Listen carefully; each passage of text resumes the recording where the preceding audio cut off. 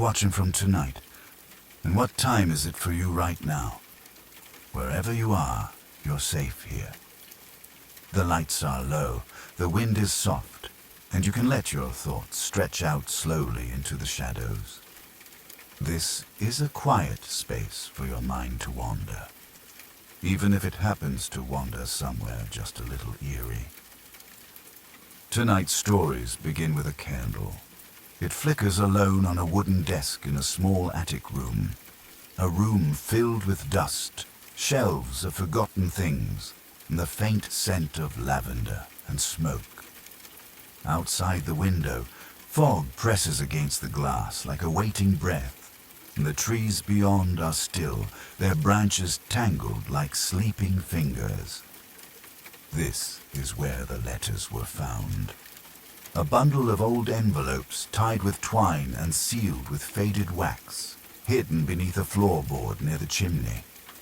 Some of the paper was crumbling, but the writing was still clear. Inked in looping black script were words that began, "I hope you find this before it's too late." The person who discovered them, a soft-spoken archivist named Mara, didn't know what she was reading at first. She assumed it was part of an old novel or a family's correspondence. But as she read deeper into the letters, she noticed something strange. They weren't all written by the same hand, and each letter told a different story. 20 stories in total, folded and fragile, each beginning with a name, a place, and a warning. Stories of things that should have stayed buried, whispers in darkened hallways, unlocked doors that should have been sealed, and watchers who never moved, but were never quite gone. Mara didn't tell anyone about the letters. She simply lit a candle, sat in the attic, and began reading them aloud. Her voice was steady, the flames soft, the night wrapped tightly around her, and she started with the first story. One that came from a boy who once lived in a narrow farmhouse by the river. A boy who swore that his dreams weren't dreams at all, but places he had been. Tonight, we'll follow Mara's candlelight through the shadows of each of these true tales. Gently, quietly, one page at a time. You don't have to believe everything you hear, but you may want to leave a light on, just in case the stories remember you too. The flame flickers, the window creaks, and Mara begins to read. The candle flame barely flickered as Mara unfolded the first letter. Her fingertips brushed the delicate creases of the old paper, yellowed, soft, and smelling faintly of cedar and thyme. With a slow breath, she began to read. "This letter was found beneath the floorboards of my childhood home, sealed in a glass jar," she whispered. "The handwriting belongs to a man named Edgar Wills, but no one in town remembers him." She leaned in, her voice lowering like a hush before a storm. "My name is Edgar, and I have only one request to whoever finds this. Please burn it once you've read it. If you don't, he may come back." Mara paused, letting the silence stretch. It began in the autumn of 1946. I'd returned from the war and moved into my family's old house on the edge of Pine Hollow, a forested region outside the small town of Graymere. The house had stood empty for years. My parents gone, my siblings scattered. I came back to the dust and silence with no one but myself. The wind outside Mara's attic sighed against the old panes. "From the very first night," Mara continued, "I felt watched. Not by ghosts or memories, but something real, something living." Edgar described hearing footsteps in the woods at night. Slow, heavy, and deliberate. He would turn out the lantern and crouch by the window, peering into the thick line of pine trees. At first, he saw nothing. But then, one night, he did. Between the trunks, just past the fence line, I saw the shape of a man. Tall. Still. He didn't move. He didn't blink. He just stared. The man returned the next night, and the night after that. Never closer, never farther, always standing in the same spot. His eyes caught the lantern light once, Edgar wrote. They shone like glass marbles, not glowing, not red, just wrong. Office like they didn't belong to anything human. During the day, Edgar tried to convince himself he was imagining it. He walked the woods, found no tracks, no broken branches, no sign anyone had stood there. But each night, when the sun dipped behind the trees, the figure returned, unwavering. It grew bolder over the weeks.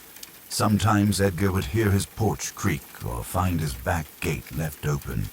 Once, he woke to muddy footprints leading up the steps, and none leading back down. He boarded the windows. Slept with a rifle beside the bed.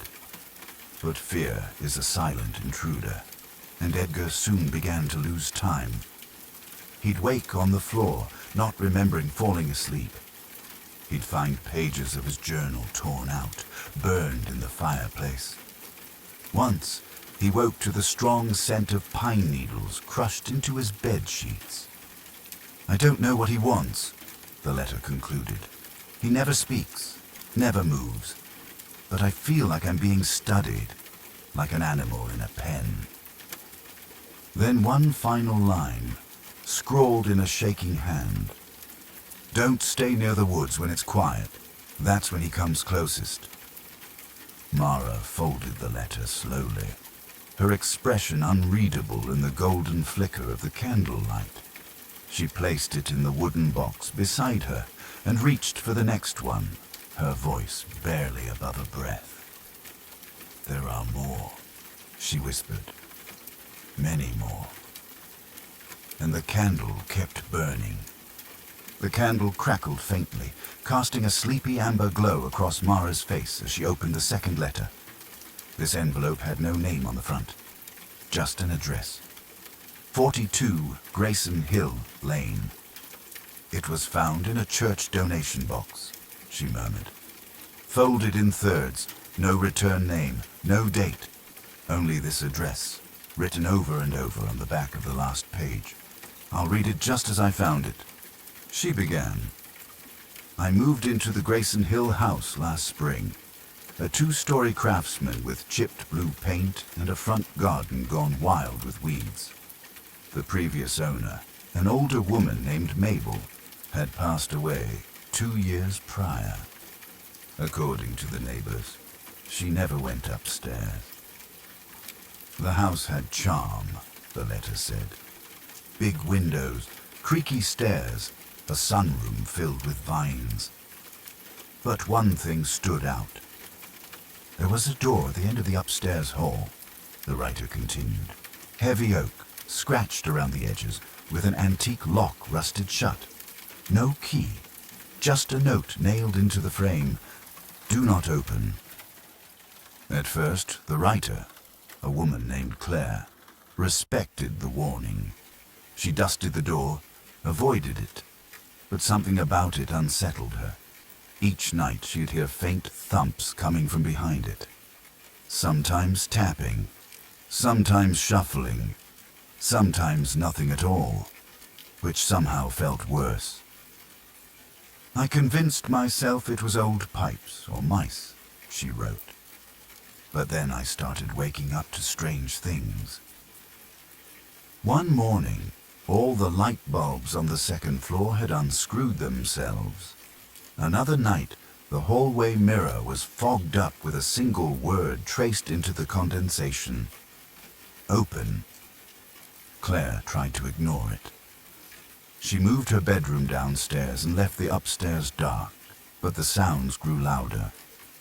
On a rainy Thursday, she came home to find the locked door wet. Beads of water running down it, as if someone had pressed their damp palm against it over and over. That was when she called a locksmith. He tried every tool in the book, she wrote. Said the lock was jammed with something soft, like cloth or hair. He left shaken. Claire decided to leave the house for the weekend. She stayed at a friend's place, needing a break from the anxiety. But when she returned, the door was open. The house was cold, not drafty, cold. All the windows were shut tight. She crept upstairs and peeked inside the forbidden room. It was nearly empty, she wrote. Just a rocking chair, facing the far corner, and the smell like wet leaves and mothballs. She backed away and shut the door. Since then, she said, things have changed. I don't sleep through the night anymore. I hear the chair rocking, even when the windows are closed. I've nailed the door shut again, but I still wake to it cracked open. It's as if the house is showing me something piece by piece. Claire ended the letter with one short line. If you find this, please don't come looking. Some doors should stay shut. Mara folded the letter in silence, letting the weight of the words settle in the warm hush of the attic. The candle flame leaned gently toward her, as if listening. There's always a room, she whispered, and always something waiting behind it. She set the letter aside and reached for the next envelope. The candle crackled faintly, casting a sleepy amber glow across Mara's face as she opened the second letter. This envelope had no name on the front, just an address, 42 Grayson Hill Lane. It was found in a church donation box, she murmured. Folded in thirds, no return name, no date, only this address, written over and over on the back of the last page. I'll read it just as I found it, she began. I moved into the Grayson Hill house last spring, a 2-story craftsman with chipped blue paint and a front garden gone wild with weeds. The previous owner, an older woman named Mabel, had passed away 2 years prior. According to the neighbors, she never went upstairs. The house had charm, the letter said. Big windows, creaky stairs, a sunroom filled with vines. But one thing stood out.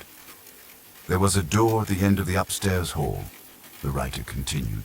Heavy oak, scratched around the edges, with an antique lock rusted shut. No key, just a note nailed into the frame. Do not open.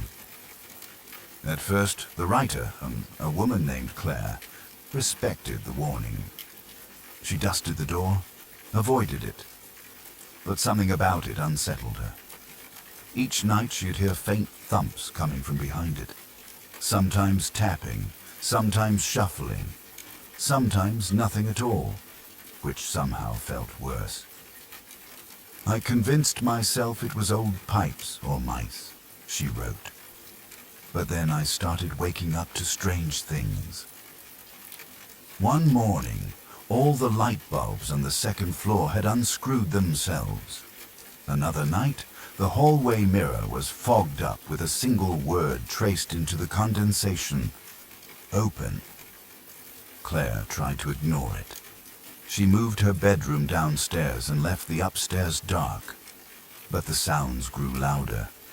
On a rainy Thursday, she came home to find the locked door wet, beads of water running down it, as if someone had pressed their damp palm against it over and over. That was when she called a locksmith. He tried every tool in the book, she wrote. Said the lock was jammed with something soft, like cloth or hair. He left shaken. Claire decided to leave the house for the weekend. She stayed at a friend's place, needing a break from the anxiety. But when she returned, the door was open. The house was cold, not drafty, cold. All the windows were shut tight. She crept upstairs and peeked inside the forbidden room. It was nearly empty, she wrote. Just a rocking chair, facing the far corner, and the smell like wet leaves and mothballs. She backed away and shut the door. "Since then," she said, "things have changed. I don't sleep through the night anymore. I hear the chair rocking even when the windows are closed. I've nailed the door shut again, but I still wake to it cracked open. It's as if the house is showing me something, piece by piece." Claire ended the letter with one short line. "If you find this, please don't come looking. Some doors should stay shut." Mara folded the letter in silence, letting the weight of the words settle in the warm hush of the attic. The candle flame leaned gently toward her, as if listening. "There's always a room," she whispered, "and always something waiting behind it." She set the letter aside and reached for the next envelope. The attic was hushed, but for the whisper of candle wax pooling in the dish beside Mara's elbow. She ran her finger along the edge of the next envelope. This one was yellowed, with a coffee ring near the bottom and creases worn thin. "A story from a park ranger," she said softly. "Passed down from one station to the next. Found tucked into the back of an old first aid log, where no one was meant to see it. No name, just a date. October 12th, 1971. She unfolded the letter with care. "It started near dusk," the writer began. "We'd been hearing reports of hikers going missing on the north side of Black Hollow Preserve. 4 in 6 weeks. No blood, no signs of struggle. Just abandoned camps and forgotten boots in the moss." The letter's author, a ranger named Evans, had grown suspicious of the disappearances. He volunteered to hike the perimeter alone, mapping any oddities or hazards. That's when he saw the footprints. "They weren't boot prints," he wrote. "They looked barefoot, but the toes pointed backward, like someone was walking heel first in reverse. The tracks led deeper into the trees, winding strangely, looping back, overlapping, then veering off in impossible angles, but always backward. Evans followed them until nightfall, marking trees with reflective tape as he went. Just before turning back, he found something. A sleeping bag, shredded open. No blood, no body. Just a notebook lying beside it. Every page torn out but one. That remaining page was tucked inside this letter. Mara unfolded it carefully. The handwriting was frantic. "He's behind you. He walks behind. He walks the path you leave. He walks backward so you don't see him coming." Mara paused. The attic was so quiet, it felt like sound itself was holding its breath. Evans wrote that he'd turned and run. The reflective tape on the trees should have led him back, but as he ran, he passed the same tree over and over, one marked with a deep gouge that hadn't been there before. "The air was wrong," he wrote. "The moon flickered like a strobe light through the branches, and I started hearing the crunch of leaves behind me, but always just after I moved." He finally found his way back to the ranger station around midnight. His boots were on the wrong feet. "I don't remember switching them," the letter said, "but I woke up the next morning and they were reversed. The soles showed the tread pointing heel to toe, backward."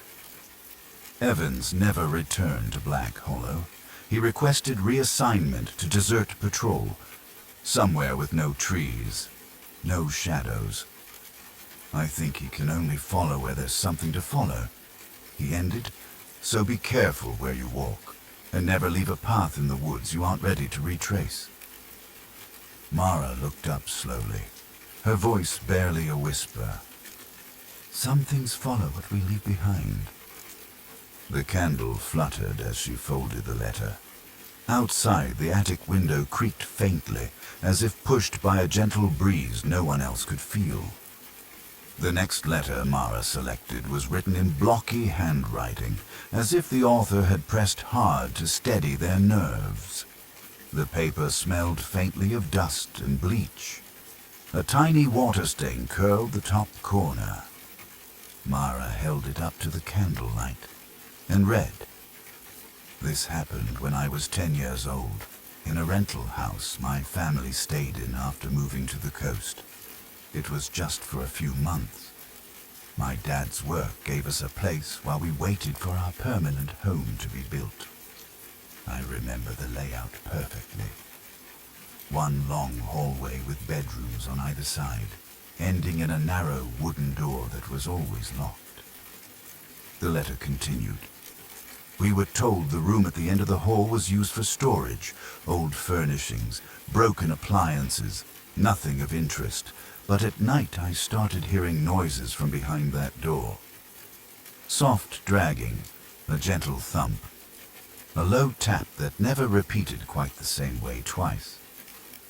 I asked my mom about it, the writer said, but she told me it was just the house settling, the wind, the pipes, so I tried not to worry. One evening, the parents went out for dinner. The babysitter was late. And the child, curious and alone, walked quietly down the long hallway, bare feet brushing the cool hardwood floor. The door was cracked open, the writer said. Not wide, just enough. There wasn't supposed to be a key. Inside, the room was dark. A thin light filtered in from a narrow attic vent. Dust swirled like slow-moving smoke. In the corner stood a tall old mirror with a crooked frame and cloudy glass. But there was something else, Mara read. In the reflection, I saw someone standing behind me. The letter paused here. The writing grew messier, as though the writer's hand had started shaking. I turned, the letter said. No one was there. I looked back in the mirror. The figure was closer. Pale skin, thin hair, mouth open like they were trying to scream, but no sound came out. Frozen with fear, the child took a step backward, into the hallway, and the mirror figure did not follow. It remained inside the room, motionless. I slammed the door and ran to my room. When my parents came home, they said I was dreaming. They tried the door again. It was locked tight. That night, and every night afterward until they moved out, the child heard whispers through the floorboards. Not voices, Mara whispered, but words. Words I couldn't understand. Backward syllables. Repeated phrases, soft and wet like breath on glass. The family moved 6 weeks later.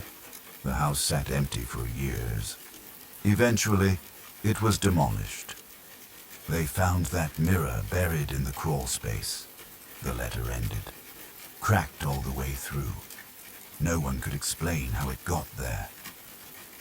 Mara gently folded the letter and placed it in the wooden box beside her. Some doors are locked for a reason, she said. Outside, a fog crept up against the attic window pane, blotting out the moon for just a moment. The candlelight flickered against the attic beams as Mara reached for the next letter. This one was written on yellowed notebook paper, the kind with wide-ruled lines and frayed edges. The handwriting was neat and childlike at first, but changed halfway through. Mara began to read, her voice hushed. When I was in 7th grade, we had to stay late after school one Friday for a band rehearsal. It was just me and a few other kids, the percussion section mostly, plus our music teacher, Mr. Jacobs. The rest of the school was empty. The letter described how, during a break, one of the boys leaned against the old back wall of the band room and heard a hollow sound. A thud, almost like tapping on a wooden box. We all took turns pressing our ears to the wall. Mara read.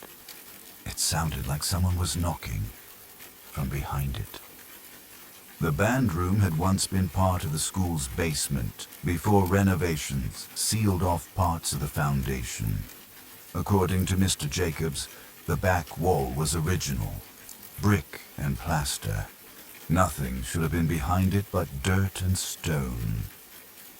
But the sound didn't stop, the letter continued.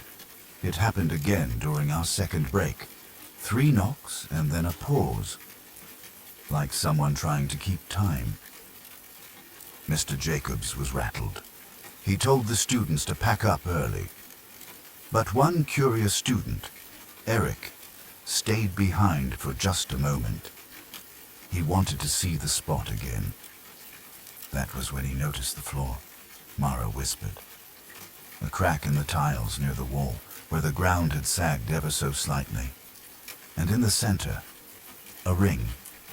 A rusted iron ring, like the kind used to pull open trapdoors. Eric pulled. The floor gave way with a groan of old hinges and dust. Beneath the tiles was a narrow wooden shaft, about 6 feet deep, lined with crumbling stone. And at the bottom, Mara said softly, was a coffin. The letter's handwriting began to shift here.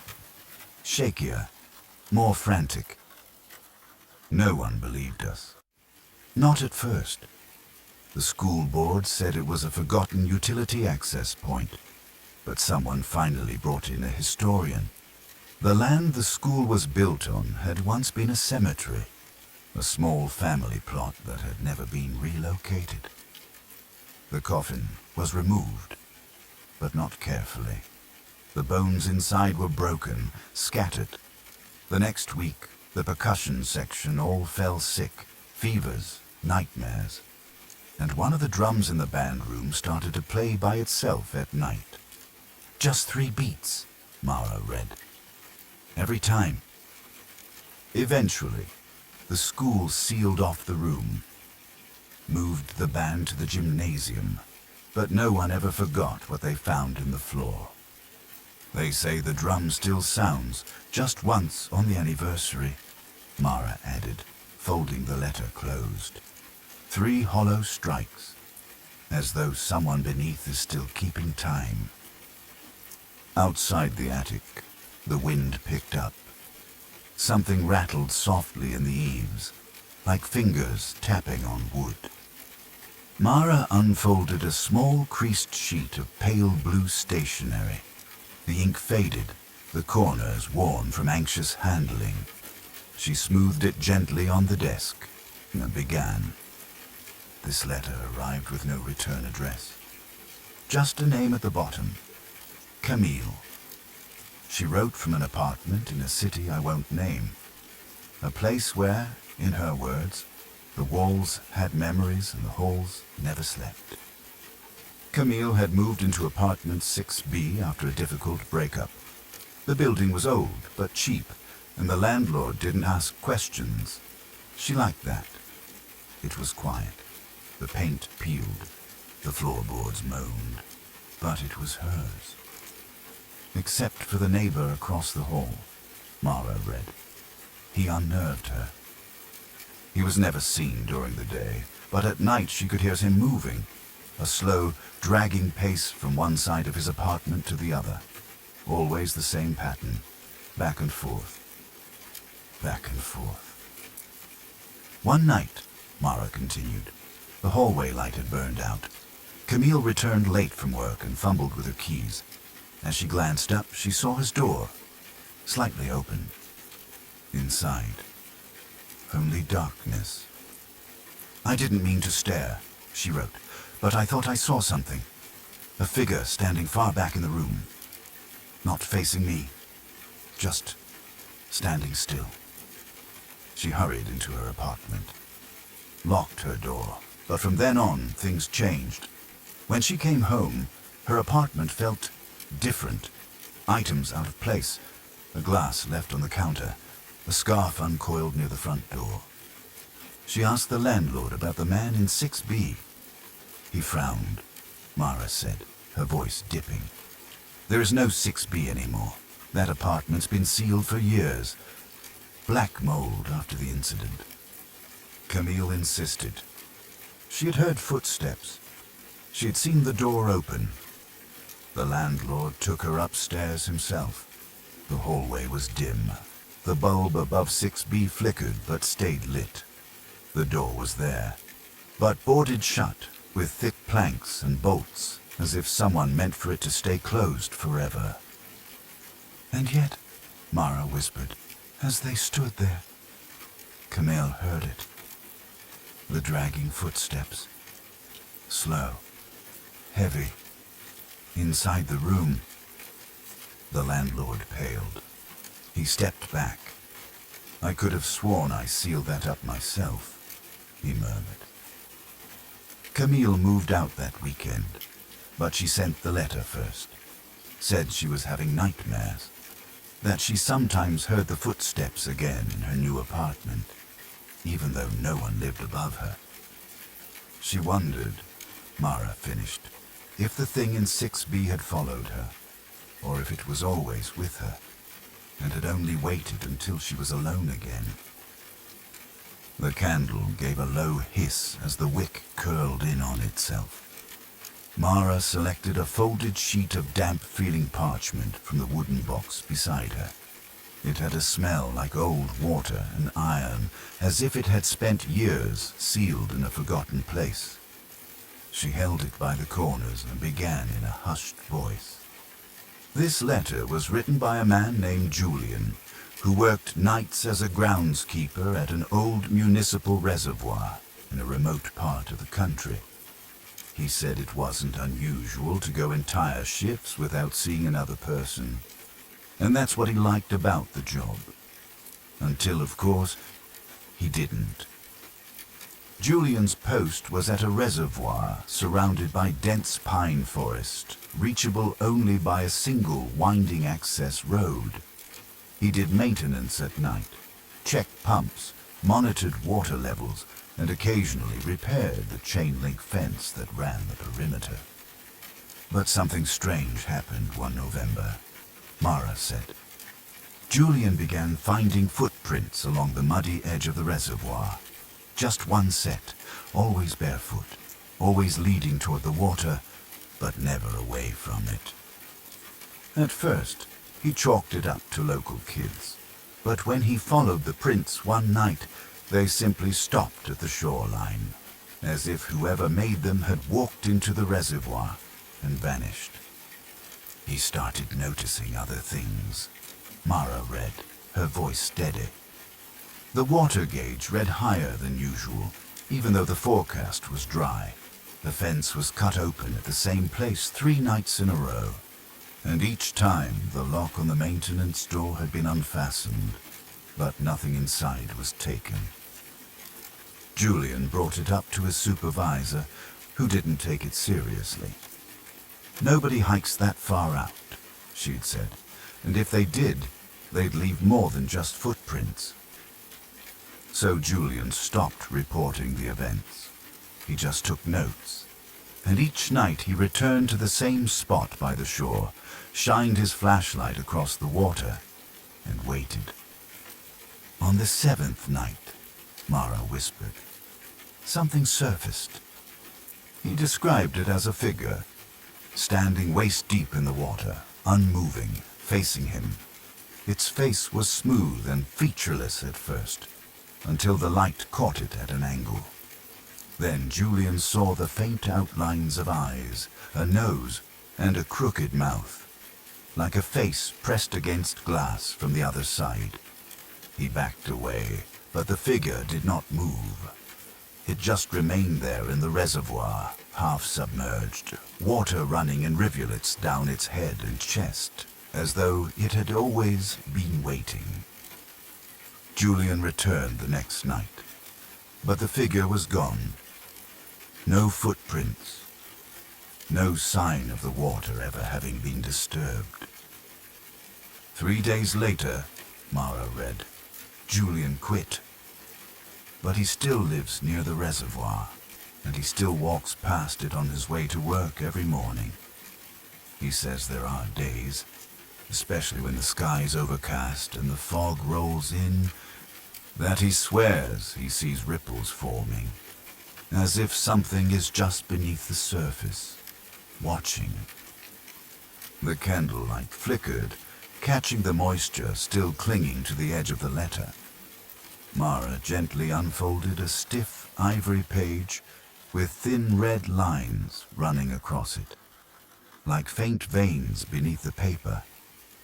She touched it with care, turning it beneath the candlelight as if she already knew this one would leave a strange chill behind.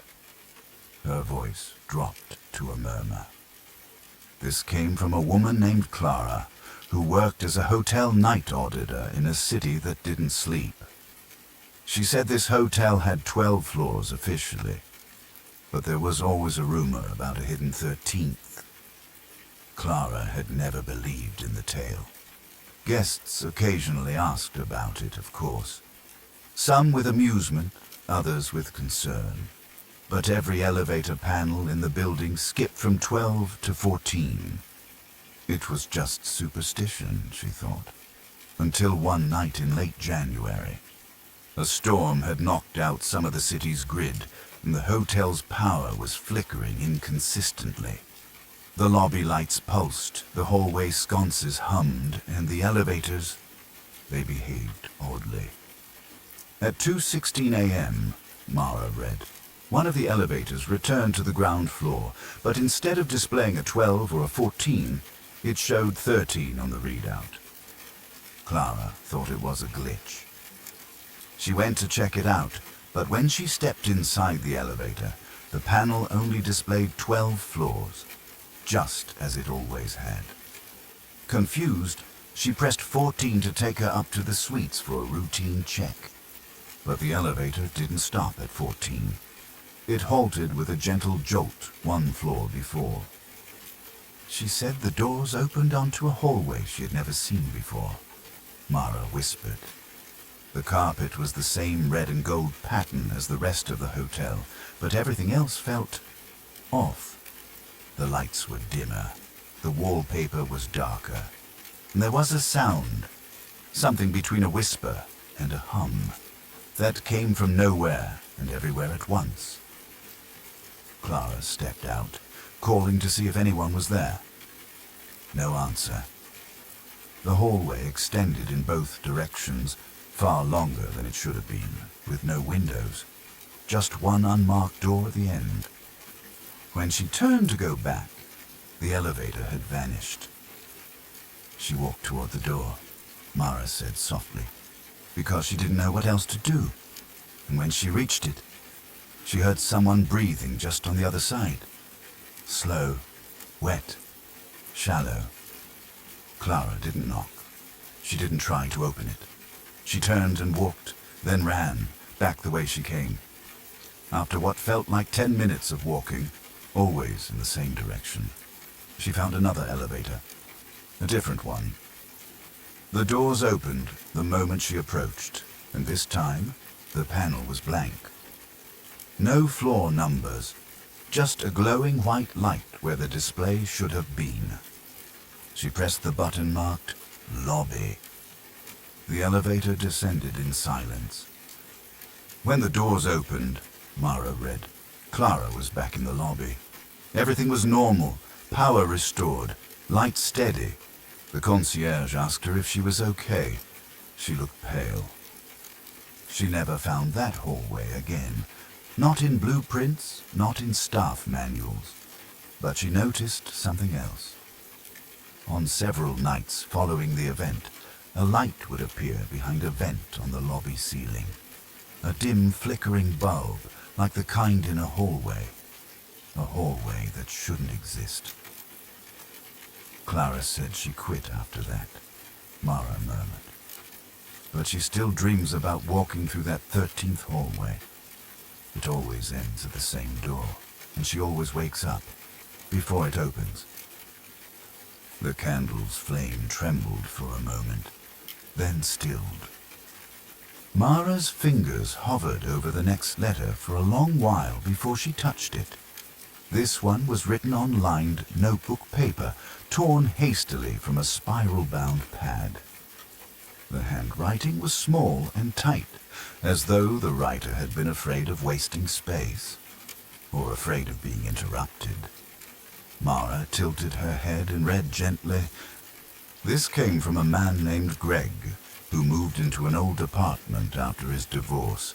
It was cheap, quiet, and close to his job, and he said he needed silence more than anything, but the apartment had other plans. The place had once been a boarding house, built in the 1890s and converted into flats. Greg's unit was small, with creaky wooden floors and a warped window that let in the smell of chimney smoke from the neighborhood. He found it peaceful at first, the kind of place where you could hear your own breath. But then, one night while trying to fall asleep, Greg heard something. A voice, not coming from another unit, not from outside, from inside the wall behind his headboard. At first he thought he was dreaming, Mara whispered. The voice was faint, hoarse, like someone trying to speak after hours of silence.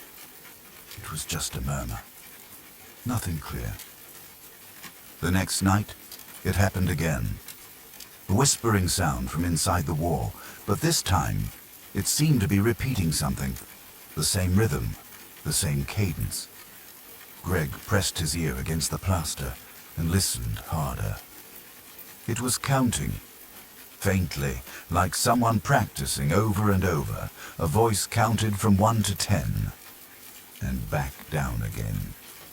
Greg thought it might be an echo from another apartment. He knocked on the walls, checked the hallway, listened through the floorboards, but the voice didn't stop. Every night around 1:30 a.m. it would begin, sometimes louder, sometimes farther away. Eventually, Mara said, Greg started sleeping in the living room. But even there, he swore he heard it faintly, like the sound had found him again. One night, Greg invited a friend over and asked them to listen. They sat on the edge of his bed in the dark, waiting. At exactly 1:33 a.m., the voice began. 1, 2, 3. The friend heard it too. They ran their hand along the wall, trying to find a source. That's when they noticed something strange.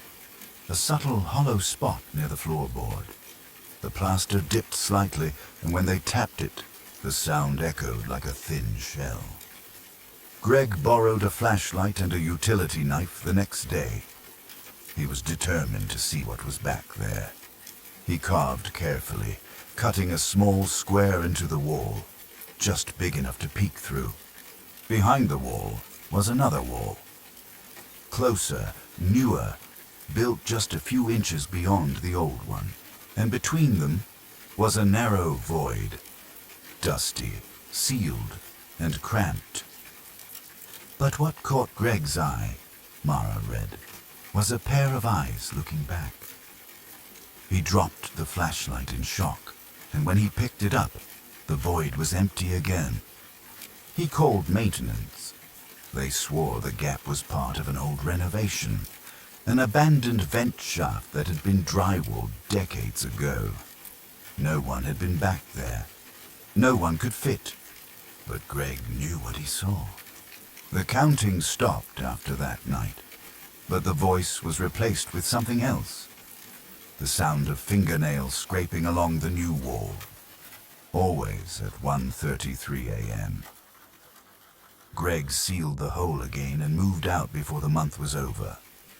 He said he still wakes up sometimes at 1:33, Mara murmured, her eyes half closed. Still listening for that voice. Still counting along without meaning to. The candlelight flickered. Something behind the walls of the attic creaked softly, but Mara didn't turn her head. Mara held the next envelope for a moment, its pale yellow paper worn soft from age. She tapped it gently against her palm, then unfolded the letter and began to read, her voice low and even. This was sent anonymously, she said. No return address, no name at the bottom, just a simple message about something lost, or maybe something found. It began with a rainy afternoon in late September, in a quiet neighborhood where the streets were lined with faded brick houses and leaning iron fences.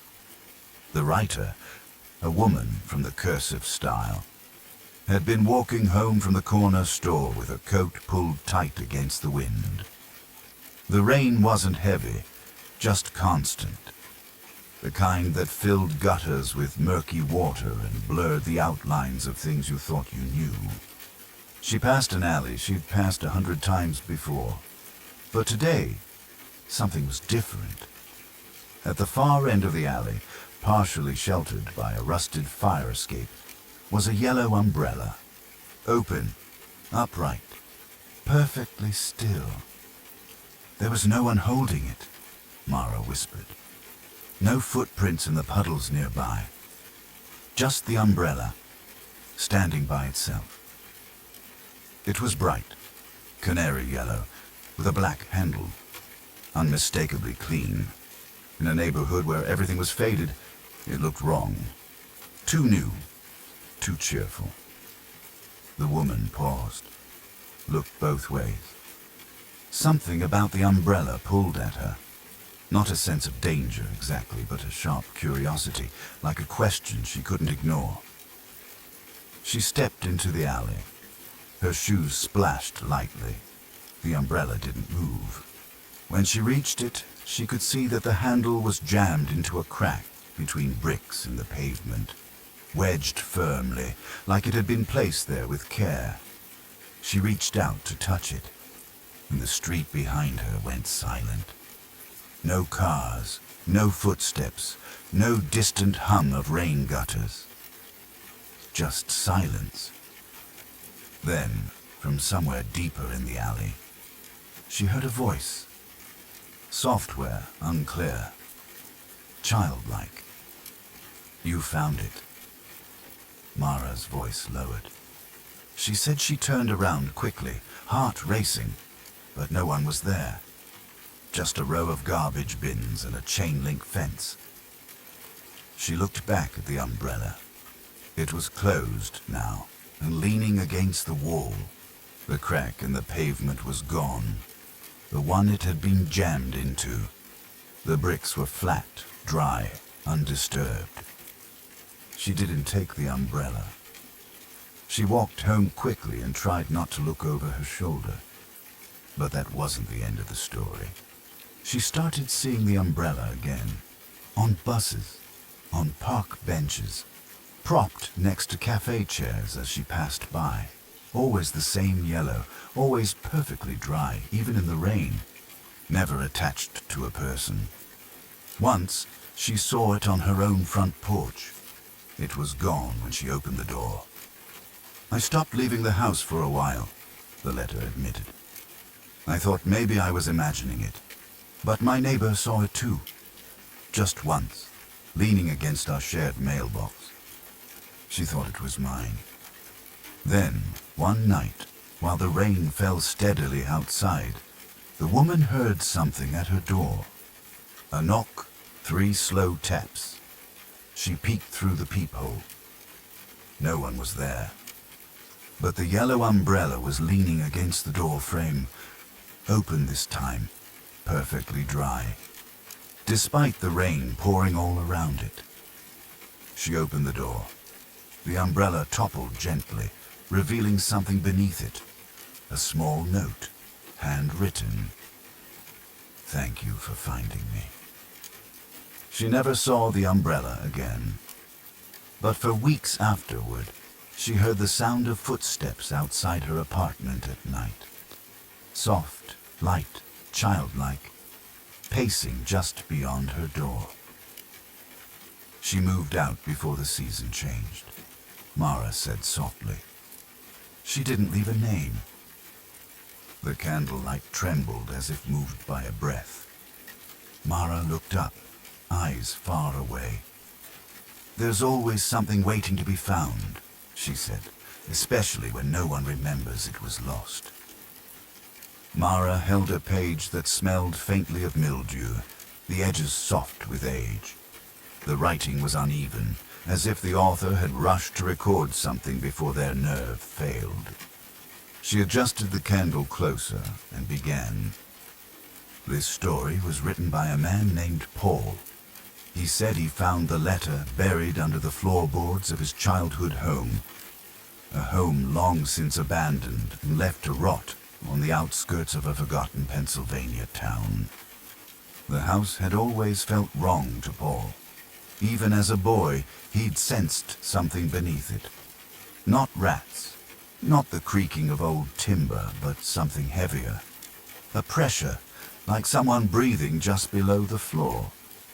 He remembered sitting at the kitchen table, swinging his legs under the bench and feeling fingers brush against his socks. Cold ones. He'd told his parents, of course. They'd dismissed it. Just your imagination, his father said. But Paul had stopped sitting in that chair. Years passed. The house emptied. His parents divorced. He left town, got older, and never returned, until he inherited the property.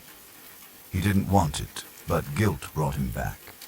A weekend trip to clear it out before putting it on the market. One last goodbye. The air inside was still, Mara read, as if the house had held its breath for years. Dust clung to everything, but beneath the decay, the floor still creaked, the same way it always had. Paul was in the living room when he noticed the warped boards beneath the old armchair. Boards that rose just slightly, as if something had pushed up from below. He pried them up with a crowbar and found the letter. It wasn't his handwriting, Mara said, but the ink had soaked into the wood as if it had been there for decades. The first words chilled him. I hear them whispering again. The author of the letter was unknown. It was unsigned, but it spoke of hands, countless hands, beneath the house, of voices, of something that demanded silence. The writer spoke of dreams that weren't dreams, of hearing scratching in the walls, of seeing faces between the floorboards at night. And then, nothing. The letter ended mid-sentence.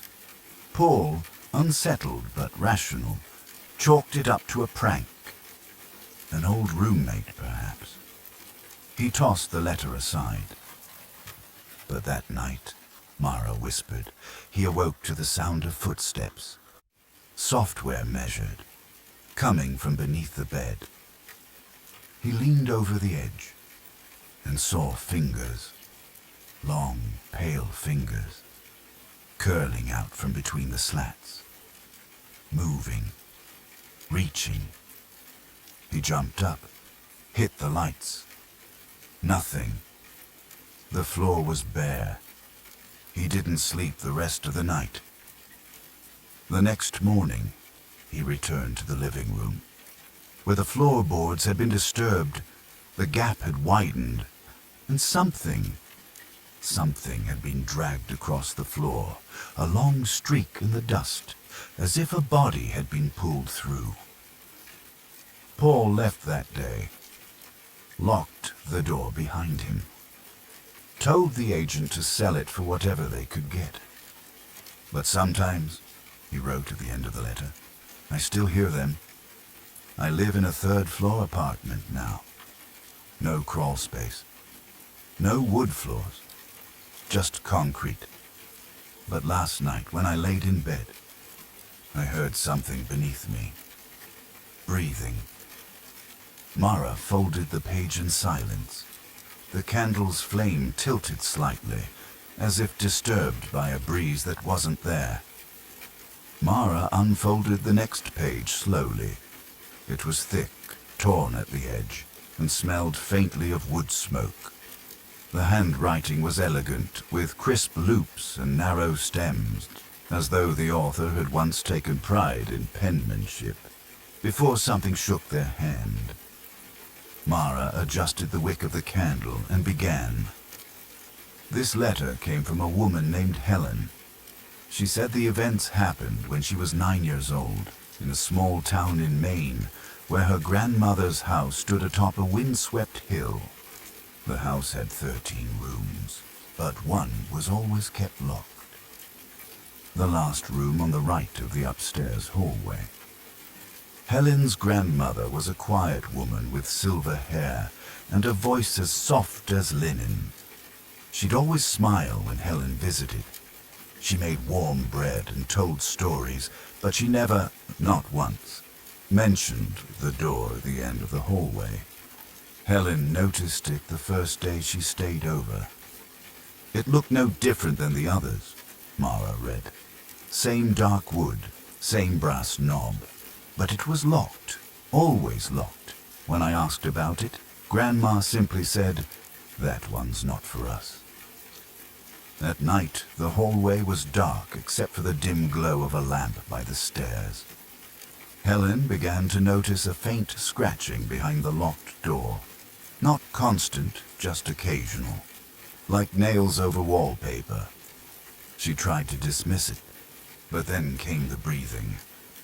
Slow, measured, on the other side of the wood. She pressed her ear to the door one night and heard a voice whisper something she couldn't understand. It sounded like a language spoken backward. She ran to her grandmother, but when they returned, the hallway was silent. "You had a bad dream," Grandma told her, brushing her hair. But Helen was awake. She knew it. The dreams that followed were stranger still. Each night she found herself inside that room, the one behind the locked door, though she'd never seen it. In the dreams, it had no windows, and the wallpaper was peeling. There were old portraits on the walls, but the faces had no eyes. In the center of the room stood a chair. Always the same chair, black wood, high-backed, facing the corner. She would wake up each time just as someone, or something, began to turn it around. Weeks passed. One night, during a storm, the power went out. Helen lit a small candle and crept down the hallway. She wasn't sure why. Something compelled her. The house was quiet except for the wind. She passed the guest rooms and came to the locked door. It was open, just a crack. She paused, heart in her throat, and nudged it wider with her fingers. Mara's voice lowered. Inside was the room from her dreams. Same wallpaper, same eyeless portraits, and the chair facing the corner. Helen backed away, but something moved behind her. The door slammed shut. She was trapped. She turned, heart pounding, and watched in horror as the chair slowly rotated. Empty, at first, but then the figure appeared. Thin, gray-skinned, no face, only a mouth, stretched too wide, whispering in that same backward language. It reached toward her, not to grab, but to offer something, a small key. She awoke in bed. Morning sunlight streamed through the windows. Her grandmother sat beside her. "You went into the room, didn't you?" the old woman asked. Helen nodded. Her grandmother sighed and stood. "Then it'll follow you now," she said gently. "But it won't take you. Not unless you open a door for it." Helen never returned to the house. Her grandmother passed 2 years later. But sometimes, in apartments and hotels, in places she's never been before, Helen finds a door that doesn't lead anywhere. Always locked, always silent, until nightfall. Mara folded the letter. Her eyes lingered on the candle for a long moment before she looked up. In her final note, Helen wrote, If you ever find a locked door in a hallway you know too well, do not knock, and if it opens on its own, don't look inside. The attic was quiet, save for the occasional creak of the beams above. Mara turned the page slowly, her fingertips brushing the edge of the next envelope. This one was sealed with red wax, unusual, slightly crumbled, and marked only with the name, Levi. She tapped ash from the candle wick, drew a breath, and read, "This story was sent by a man who once worked as a surveyor for a national forest agency. He wrote it late in life, long after retiring, and claimed it was the only thing he'd ever written outside of field reports. It took place in northern Georgia, deep in the Chattahoochee woods, on a job that was supposed to last 2 weeks, but ended on the third night. Levi was a field technician in the early 90s. His job was straightforward: map an undeveloped portion of pine forest that had recently been returned to federal land. He was given a partner named Craig, a camper trailer to share, and a warning from the park ranger. "Stay out of the old basin. It doesn't drain right. People get turned around down there." They assumed it was just a cautionary line.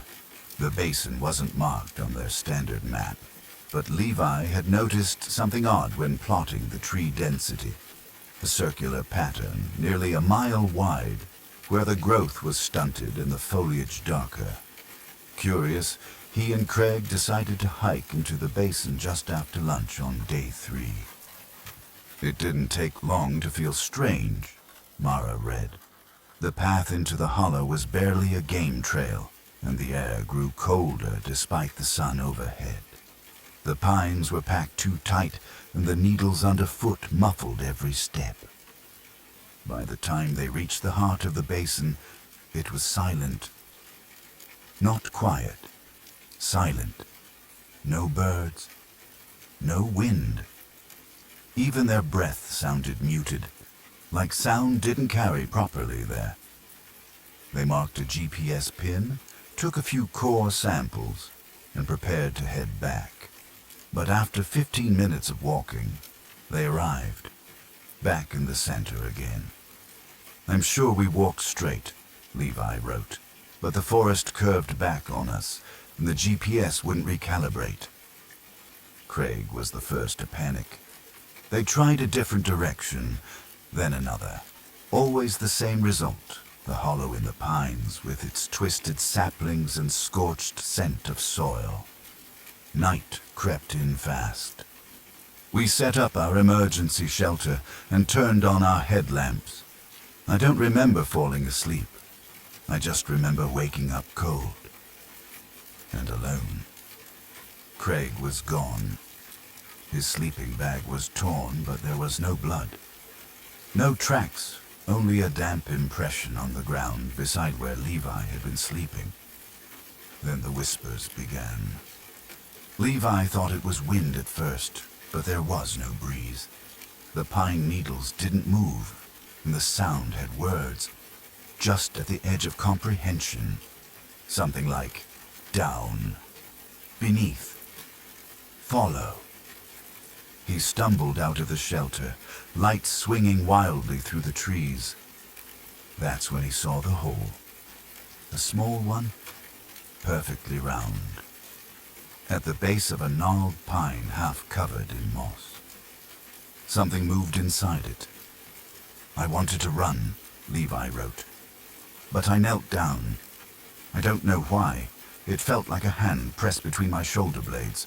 I shone my light down into the darkness and saw..." Mara paused. Stairs. Wooden ones, leading down into soil and blackness. Just wide enough for a man, just deep enough that the bottom couldn't be seen. The whispers grew louder. Down, beneath, join. Levi didn't go in. He ran. He found Craig's compass clipped to a branch. How or why, he didn't know. But the needle spun madly, then abruptly stopped, pointing east. Levi followed it, all night. When the sun rose, he emerged from the woods, over 6 miles from where they'd entered the basin. He was alone. Craig was never found. When Levi reported it, no one believed him. Not really. But a new rule appeared on the Forest Agency handbook that year. Surveyors are not permitted in Zone 7B between dusk and dawn. No soil samples, no solo crews. And the basin, Mara whispered. It still doesn't drain right. The attic was dark again, except for the candle's slow flicker. Mara sat curled in the armchair now, the blanket draped over her knees as she opened the next envelope. It was smaller than the others and folded into quarters. No return name, only a single line across the front. This happened to my brother in 2006. Mara unfolded the paper carefully. The handwriting was tight and slanted, and the ink had faded in places, likely a pen that had started to dry up. Still legible, still steady. She began to read. My brother Sam was driving home late one night through the Catskills.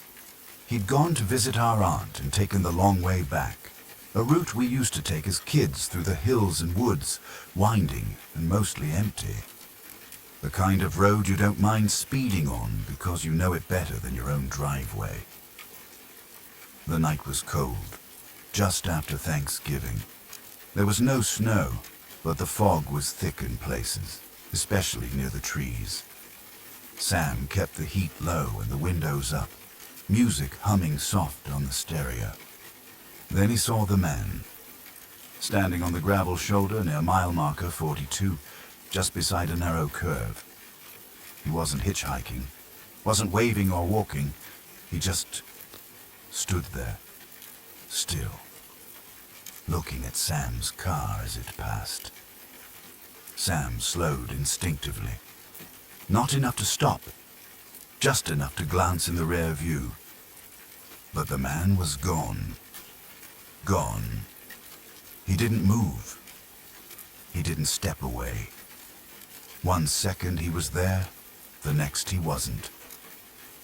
Sam blinked, turned the music down. He kept driving. 3 miles later he saw him again. Same man, same stance, same side of the road. Except this time Sam was sure of something he hadn't noticed before. The man's eyes weren't visible. His face was shadowed, hooded, and his arms hung at strange angles like they weren't resting correctly in the shoulder sockets. Sam didn't look back this time. He kept both hands on the wheel and tried to focus on the curves of the road. Maybe it was someone messing with him. A prank, a hunter, anything explainable. But just before the next curve, there he was again. Closer to the pavement this time. Closer to Sam's side. My brother's voice changed when he told me this part. The letter continued. I remember it clearly because I'd never heard him talk that way before, like his mouth was cold. The third time, Sam said, he looked directly at the man's hands and realized they were backward. His palms faced the wrong way. His arms were too long, his sleeves torn at the cuffs.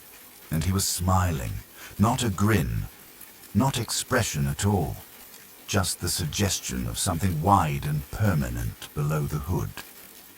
Sam drove faster. He took the next turn too sharp and fishtailed briefly, but didn't stop. Didn't stop even when he saw the figure again, standing in the middle of the road ahead. No place to go, no room to turn, and then nothing. No impact. No sound. The road was empty as he passed. Sam pulled into a gas station an hour later with trembling hands. The clerk asked him if he was okay. He said yes. Bought a coffee. didn't mention the man. Until the next day, when he checked his car's dash cam. It had been recording the whole time. 3 hours of footage, all of it fine. Except for one single frame at mile marker 42. A single frame of her face pressed against the windshield. Grey, bloated, twisted, upside down. No body attached. Just a smear of wet breath across the glass, and 2 wide empty sockets. Sam deleted the footage. But the next time he got in the car, it played anyway. Not the whole video, just that one frame, frozen on screen. He couldn't turn it off, couldn't shut it down. The stereo wouldn't work, the wipers wouldn't work, only the dash cam stuck on the face. Sam sold the car a week later, moved back home 2 months after that. He never drives alone anymore, and every so often, when the fog rolls in across the old highway, someone else sees him. The candle had nearly burned halfway down its length now, casting shorter shadows in the attic. Mara tilted the next letter gently in the light, revealing a small drawing in one corner, a potted plant, childishly sketched. She turned the page and began reading in a hushed tone. It sounds ridiculous, I know. That's why I never told anyone. Not really. But something happened in my apartment 2 years ago that I still can't explain. It started with a plant. It wasn't even a real plant. Not at first. A fake plastic fern that her mother had given her to bring life into the space. It sat in the corner near the radiator, near the only window that looked out over the back alley. And it made a sound. Not at first. Not every day. Just occasionally. At night. A dry whispering, like paper being rubbed together, or like someone quietly mumbling behind the leaves. She thought it might be the radiator, or the wind coming through the window, but the sound didn't match. And every time she got close, the whispering stopped. So she threw the plant away. 3 days later, it was back. Sitting exactly where she had left it. Still in the same cracked pot. Still perfectly plastic. She lived alone. No spare keys. No visitors. She laughed nervously and left it there. That night, it whispered again. But this time, it said her name. Not loudly. Not clearly. Just the faintest scrape of syllables on the edge of hearing. She slept with the lights on. She tried moving the plant into the hallway. She knocked it over, cracked the base. Put it on the curb in a black garbage bag and watched the truck take it away. But it returned, always in the same spot. Always silent at first, then whispering after dark. Sometimes it said her name. Sometimes it didn't speak in words at all. Just wet, rustling syllables that curled behind her ears. She tried to record it once. Left her phone by the window overnight, but the audio came back empty, except for a single burst of static at 3:08 a.m. and a sharp breath, like someone exhaling directly into the mic. She thought about burning it, but she couldn't touch it anymore. The last time she tried, something inside the leaves moved. Not a bug, not a mouse. Something large, heavy, something that twisted gently when she stepped too close. So she did what anyone would do. She stopped acknowledging it. She walked past it like it wasn't there, refused to glance in its direction, refused to react to the voices that came louder now, every night. Sometimes it said things she didn't understand.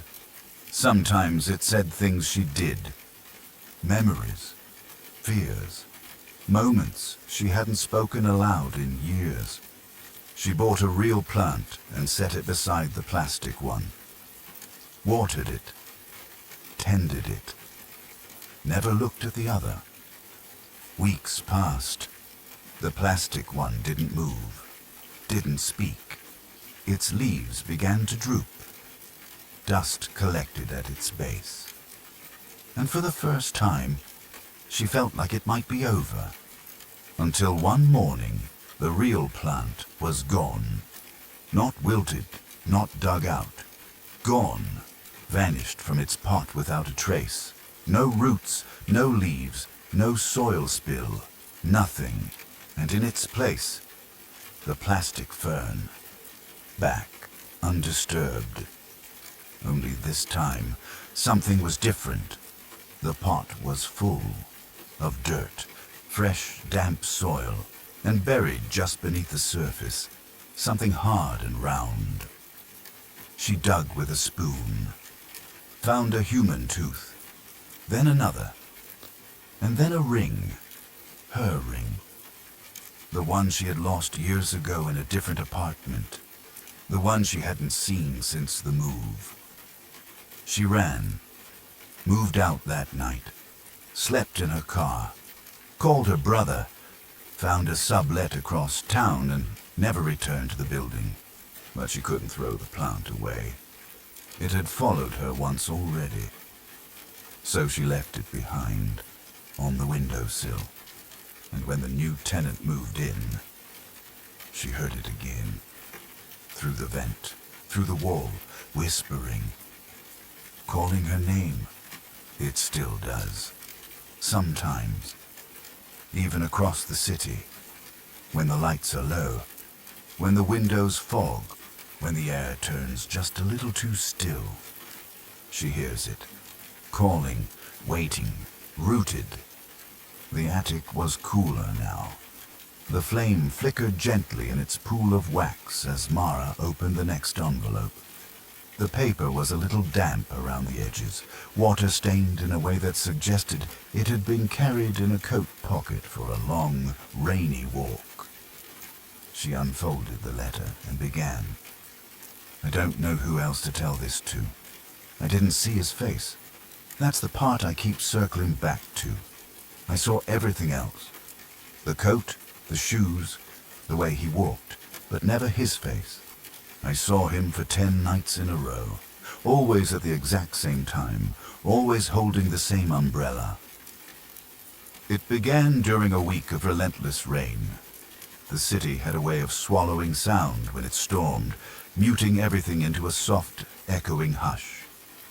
She walked the same route every evening after work, past shuttered bookstores and dim apartments, puddles glowing with light from tired windows. The first night, she noticed him standing under the awning of an old flower shop. Long black coat, shiny black shoes, a tall umbrella held neatly in both hands. He wasn't sheltering from the rain. He was just standing, still. She passed him without thought. The second night, he was there again. Same spot, same posture, same clothes. He didn't look at her, didn't move. The third night, it unsettled her. She slowed her pace, glanced at him from across the street. He turned his head slightly. Not enough to see a face, just enough to let her know. He noticed. The umbrella stayed closed. Not a drop of water clung to it. She tried to forget him, changed her walking route. But the fourth night he was there anyway, 1 block over, standing beneath a different awning, still dry, still silent. And so it continued. 5th night, 6th, 7th. Always the same man, always dry, always watching without watching. She stopped walking altogether after the 8th night, took cabs, stayed late at the office, slept with the lights on. But on the 9th night, he was standing outside her building. She saw him from her window, Same black coat. Same umbrella. Facing the door. Waiting. She called a friend. Called the police. They came, but he was gone. No footprints, no tire tracks. Just a line of dry pavement where he'd stood, surrounded by puddles. She didn't sleep. On the 10th night, she stayed with her sister. They watched movies until dawn, but sometime around 3 a.m., there was a knock on the window. Not the door. The window. 2nd floor. She opened the curtain with shaking fingers. He was there. On the roof of the porch. Close enough to touch the glass. No expression. Just the tip of the umbrella tapping lightly on the pane. Her sister didn't see him. She was asleep. When they looked again, he was gone. The next morning she called a psychic. She didn't believe in ghosts, but she was out of other explanations. The woman told her this. Sometimes people get followed, not by ghosts, not by spirits, but by memories with teeth. What does that mean? She asked. The woman said nothing, just looked outside and quietly shut her blinds. That night, the 11th night, he did not appear, nor the 12th, or the 13th. Weeks passed, no sign of him, until she took her umbrella from the closet, the one she hadn't used in all that time. There was a note tucked into the folds of the fabric. It said, "You're not walking anymore, so I've come closer." No signature. Just 7 black umbrella symbols drawn in a row. She threw it away. She doesn't walk home anymore. Doesn't look out windows after dark. Doesn't carry umbrellas. But sometimes she still sees him. Not close. Far away, standing at the corner while she rides the train. Or watching through a restaurant window. Or reflected for just a moment in a car mirror. Dry as ever, waiting, because she knows now. He only comes when it rains, and rain always returns. Mara lifted the candle closer as she pulled the next letter from the bundle. The edges were scorched slightly, as if someone had tried to burn it but thought better halfway through. She smoothed it out gently on the desk and began to read. There was a house on Grove Hill Road that nobody talked about. You wouldn't know it by looking. White shutters, tidy lawn, always a wreath on the door. But something about it felt paused, like it was pretending to be part of the neighborhood. The letter came from a man who once worked for a real estate company, specializing in older homes. His job was to inspect properties before they went on the market. Make notes, take photos, ensure nothing was out of place. This house had been off the grid since 1979. A clerical error, apparently. Or at least, that's what the office believed. The address had vanished from public records. Utilities had been shut off decades ago, and yet it still looked lived in. Curtains changed with the seasons. The lawn was neatly trimmed. A newspaper, once a week, always neatly folded on the porch. The company decided it was time to reclaim it, so he was sent up there, clipboard in hand. He knocked. No answer. Tried the key they'd retrieved from archives. It fit. Inside, the house was quiet. Dustless, but oddly airless, as if the rooms didn't breathe. He noted the usual things: hardwood floors in excellent condition, antique furniture polished, wallpaper aged but unpeeled. No signs of damage, no rodents, no mold. Everything was strangely pristine, except for one thing. A door at the end of the upstairs hallway. Black wood, brass knob, no keyhole, just a painted number. 4. There were no other numbered doors in the house. He tried to open it. Locked. He tapped gently. Hollow. No sound came from within. He checked the floor plan. No mention of a 4th upstairs room. As far as records showed, that door shouldn't exist. He walked away. Took his notes, photographed each room, carefully skipping the locked one. But when he got back to the office, his camera roll showed something strange. Every image of the hallway now included the black door, slightly ajar. A crack of darkness, too narrow to see through. He went back the next morning. This time, the door wasn't there. Same hallway. No door. No frame. No number. Just wallpaper. Seamless. He thought maybe he'd hallucinated. Checked the photos again. Still there, in every shot. So he printed them. Blew one up to full size. And in that narrow sliver of opening, he noticed something, a figure, not clear, just the faintest outline of a shoulder, an ear, a head turned ever so slightly toward the camera. Watching, he returned one last time. Midday, sunny, house exactly the same. Except this time, as he stepped into the hallway, the wallpaper was peeling at the end. Behind it, wood, painted black. He tore the paper back. A door. Same brass knob. Same number 4. No sound from behind it. No wind, no creak. He didn't try to open it. He left the house, and 2 days later, it vanished from the listing system again. No address. No record. White, like it had never been built. But the photos remained in his drawer. And sometimes, not often, but sometimes, when he opens that drawer at night, he swears he hears a click, as if the knob has turned just a little. As if whatever's behind door 4 is still waiting. And maybe, next time, the door will be open all the way.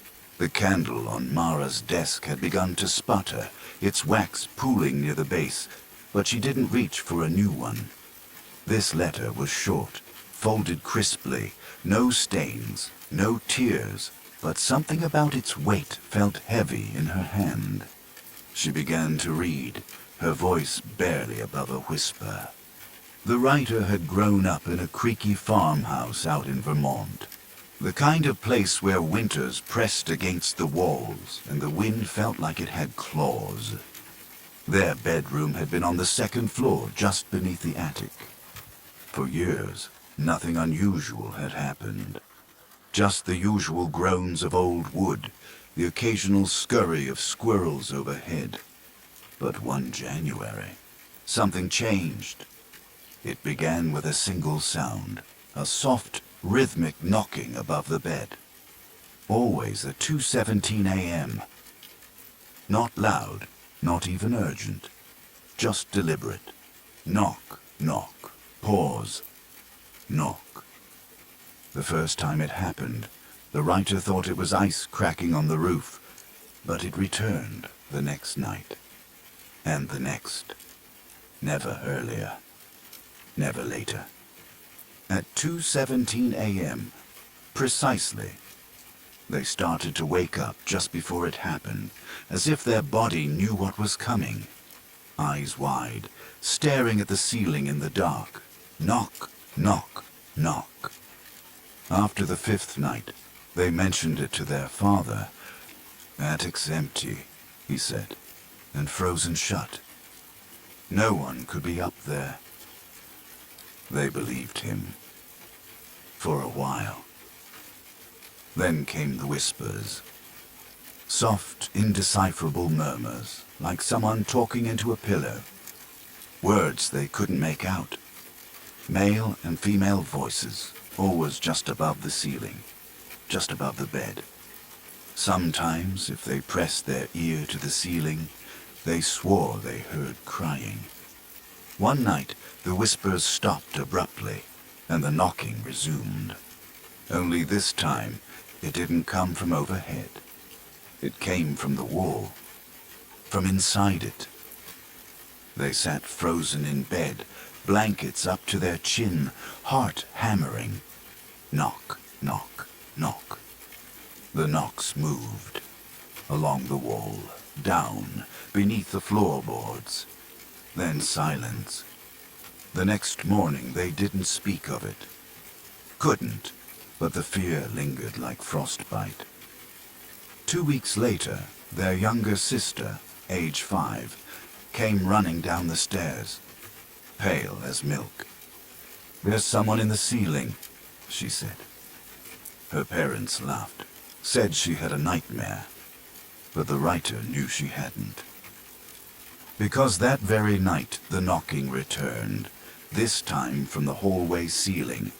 It spread, room to room. At exactly 2:17 a.m., every single night. One morning, their father broke the attic lock and climbed up. The space was empty, bone dry. No footprints in the dust. Nothing, except for one thing. A single, tiny handprint on the inside of the attic door. Too small for an adult. Too far up for a child. They left the house 6 months later. They never sold it. It still sits at the edge of a frozen field, crooked and quiet. The writer passed it on a drive recently. The curtains had been drawn, the windows clean, and at exactly 2:17 p.m., their watch stopped ticking. Just like that. Dead quiet. The whisper of memory brushing against the back of the mind. They did stop the car, but in the rear-view mirror, the attic window was open, just a crack, and something dark swayed gently behind it, like a curtain or a figure watching them go. The candle on Mara's desk had dwindled to a stub, its light dancing low across the yellowed envelope she now held. It was the final letter in the old lacquered box. No name, no return address. Just a smooth fold and a strange scent, like cedar wood and rain. Outside the attic window, fog laced over the hills of Wren Hollow. A faint wind tapped the glass as Mara opened the letter and began to read. The author wrote plainly. They didn't know why they had written the letter, only that they felt watched, and that writing it might ease something, or maybe trap something. They lived in a small apartment above an antique shop in a town that had long since curled in on itself. The rent was cheap, the ceilings were low, and the bedroom had a window that faced an alley nobody used. Except once.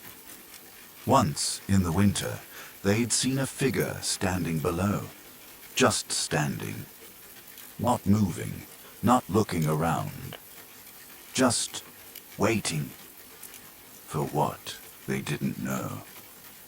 The figure was tall and wore what looked like a long coat, but when the writer blinked, the figure was gone. Not walked away, just gone. They brushed it off. Strange things happened in forgotten towns. But then came the knocking. A soft tap at the back door downstairs. Always 3 knocks, always at 3:03 a.m. They didn't answer. They never answered. But after the 3rd night, they found the door unlocked in the morning. Nothing inside. No sign of a break-in. Just a faint set of footprints on the old wood floor. Bare feet. Damp. The shop owner below swore no one had been in. They changed the locks. slept with a flashlight, kept the door bolted tight. But the knocking continued. Louder, slower. And then came the letters. One slipped under their door, another between the window pane. Each one blank, each one sealed with wax that shimmered silver in the light. The final straw came on a night filled with wind. They heard the lock slide open at exactly 3:03. No one entered, but the hallway light flickered out, and in the dark they heard breathing. Slow, shallow, human breathing, coming from the corner of their room. They didn't turn on the light. They didn't move. They just whispered aloud. "You've already come inside, haven't you?" The breathing stopped. A whisper answered, "Yes." That was the last night they slept there. The letter ended not with a signature, but with a simple line. If you're reading this, then you know it too. The feeling, the shadow behind the door, the sound you tell yourself was just the wind. Mara folded the letter with trembling fingers. The attic was silent. The fog outside thickened, wrapping the house in quiet. She reached for the candle snuffer and paused, then whispered into the room, "You're safe. You're home. You're never alone." The candle winked out and all was still. Somewhere below, a clock ticked softly, and the last letter rested in its box, warm from her hands.